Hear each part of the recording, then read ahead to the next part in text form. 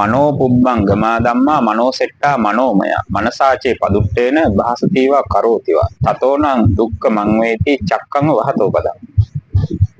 තෙරුවන් සරණයි හැමදෙනාටම. ඇත්තටම අපි අද මාතෘකා කළේ සූත්‍ර පිටකයේ කුද්දක නිකායට අයත් ධම්මපදයේ කියන ඒ වටිනා ග්‍රන්ථ රත්නයේ පළවෙනි ගාථාව. ඒ ධම්මපදයේ කියන ගාථා රත්නයේ ගාථා 423ක් තියෙනවා. ඒක කොටස් 26කට බෙදලා තියෙනවා. ඒකේ පළවෙනි කොටස තමයි යමක වග්ගය කියලා කියන්නේ. ඒ යමක වග්ගයේ පළවෙනි ගාථාව තමයි ඔය මම මාතෘකා කළේ. ඇත්තටම බුදුරජාණන් වහන්සේලාගේ දේශනාව හැම වෙලේම සිද්ධ කරන්නේ සත්වයාට සැපේ වෙනස. ඒ කියන්නේ සැපෙන් වාසය කිරීම සඳහා. එතකොට මේ සියලු ගාථා රත්නය අපි කලිනුත් මතක් කළා බුද්ධ දේශනාව බුදුරජාණන් වහන්සේගේ පළවෙනි බුද්ධ වචනේ ඉඳන් අවසාන බුද්ධ වචනේ දක්වා යම් දේශනාවක් කරා නම් ඒ ලෝක සත්වයාගේ හිත සුව පිණිස සැපේ පිණිස සැනසීම පිණිස තමයි ධර්මයේ දේශනා කරලා තියෙන්නේ.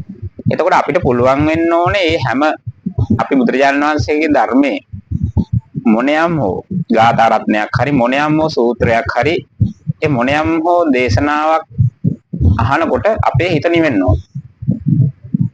ඇත්තට මෙහෙම හිත නිවෙනවා නම් ඒක තමයි බුදුරජාණන් වහන්සේගේ ඇත්තම දේශනාව.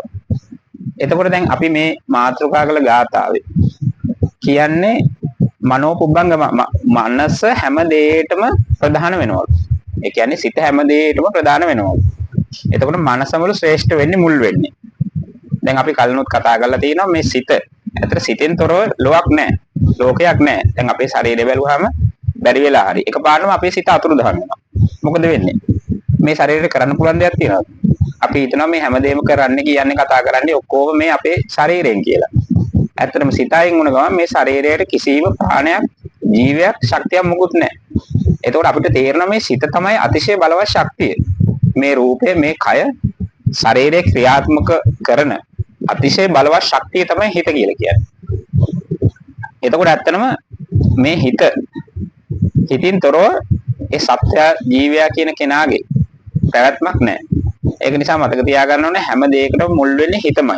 හිතින් තොරව කිසි දෙයක් සිද්ධ වෙන්නේ නැහැ. එතකොට අපේ හිත දුෂ්ට හිතින්, ඒ කියන්නේ නරක හිතින්, ක්‍රූර හිතින් යම් දෙයක් කරොත් ඒකේ විපාක ගුණා පිට එන, ඒ කියන්නේ ගුණා පසුපස එන කරත්ත රෝධය වගේ අපිට දුක් විපාක ගෙන දෙනවලු. ඉතින් ඇත්තටම බුදු දේශනාවේ සඳහන් වෙනවා යාදිසං වපතේ බීජං තාදිසං හරතේ පලං. ඒ කියන්නේ යම් දෙයක්ද අපි වපුරන්නේ ඒක තමයි අපි අසන්න නෙලා ගන්න. දැන් සාමාන්‍ය ලෝකේ අපි දකිනකොට දැන් අපි මොනවා හරි හොඳ වී జాතියක් වපුරනවා. එතකොට ඒ අවශ්‍ය දේ පොහොර ජලයේ යෙදීමෙන් ඊට පස්සේ අපිට අස්වැන්න ගන්න වෙන්නේ අපි ඒ වපුරපු බීජයට අනුව. දැන් තව කෙනෙක් බොල් බීජ වපුරනවා. එතකොට මොකද වෙන්නේ? ඊට බොල් අස්වැන්න තමයි හම්බ වෙන්නේ. ඉතින් ඒ වගේ අපි තල වපුරුවොත් අපිට තල හම්බ වෙනවා. වී වපුරුවොත් අපිට වී හම්බ වෙනවා. ඒ වගේ එතකොට අපි මේ වපුරන දෙයට අනුව තමයි අපිට ප්‍රතිඵල එන්නේ. එතකොට මේ ගාථා රත්නයෙන් කියන්නේ අපි නරක සිතින් දුෂ්ට සිතින් මොනවා හරි කරොත් අපිට අනිවාර්යයෙන්ම දුෂ්ට විපාක තමයි හම්බෙන්නේ. ඒකට උදාහරණයක් තියෙනවා චක්කුපාල මහරහතන් වහන්සේ. චක්කුපාල ඒ හාමුදුරුව මහාන වෙලා ඒ බොහොම වීරයෙන් තමගේ ජීවිතය ගැනවත් හිතන්නේ නැතුව භාවනා කළා උතුම් අරහත්ත්වයටපත් වෙනවා. හැබැයි අවසානයේ අරහත්ත්වයටපත් වෙනකොට උන්වහන්සේගේ ඇස් දෙක අන්ධ වෙනවා. ඉතින් බුදුරජාණන් වහන්සේ ඒ පෙර ජීවිතේ මොකද්ද ඒකට හේතුව? ඒ විපාකය කියලා බලනකොට ඒ චක්කුපාල රහතන් වහන්සේ වෛද්‍යවරයෙක් කියලා ඉන්න කාලේ එක්තරා ස්ත්‍රියකට බෙහෙත් කරලා ඇස් රෝගයට බෙහෙත් කළා ඇස් දෙක සුව වෙනවා. ඉතින් ඒ ස්ත්‍රිය ඒ වුණාට ඒ වෛද්‍යවරයා රවටනවා ඇස් දෙක සුව වුන්නේ නැහැ කියලා. ඊට පස්සේ වෛද්‍යවරයා දැනගෙන ඇත්තටම නැවත තව බෙහෙතක් කරන්න තියෙනවා කියලා ඇස් අන්ධ වෙන්න නැවත දුෂ්ට සිතින් ඒ බෙහෙතක් කරලා ඇස් දෙක අන්ධ කරනවා. ඉතින් අන්න ඒකේ විපාකේ සංසාරේ කල්ප ගණනාවක් ඒ විපාකෙට මුහුණ දෙන්න සිද්ධ වුණා. ඉතින් බලන්න ඊටාම සුළු දෙයක්. ඇත්තටම අපි හිතනවා දැන් අපි කාට හරි උදව්වක් කරාම උදව් කරාට පස්සේ යාට ඒකට හානියක් කරාට කමක් නැහැ කියලා.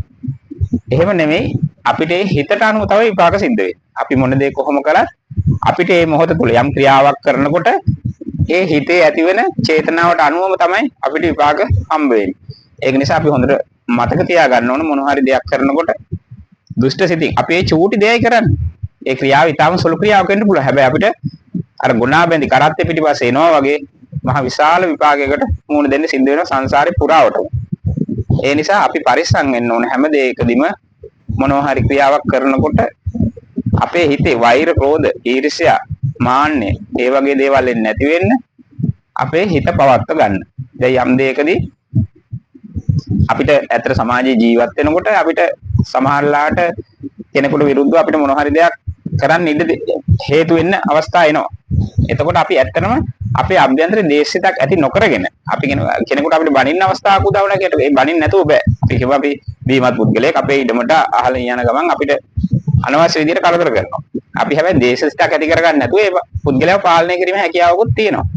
ඒ නිසා හොඳට මතක තියාගන්න චිත්ත අභ්‍යන්තරයේ දැවීමක් ක්‍රෝධයක් ඇති කරගන්න නැතුව අපිට ඒ විදිහට ජීවිතේ මුහුණ දෙන්න පුළුවන්. ඉතින් ඒ විදිහට තමයි අපි ඇත්තටම ඒ ක්‍රමයට අපිට ජීවත් වෙන්න පුළුවන් නම් අපේ හිත නිවා ගන්න අපිට පුළුවන් පහසු වෙනවා. හොඳයි හැමදෙනාටම දරුවන් සරණයි.